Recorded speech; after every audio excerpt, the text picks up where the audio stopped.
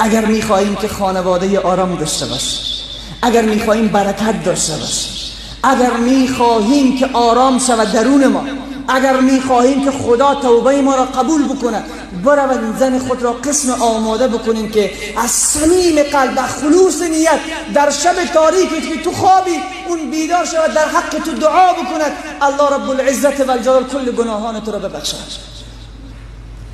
یعنی دعای زن در حق شوهر قسم قبول میشه، مثل که تیر به هدفش میخوره.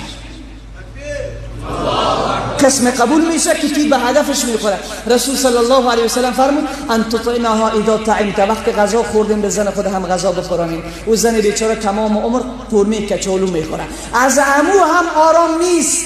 ای کاش که آرام باشد، قورمه کچالو میخورد.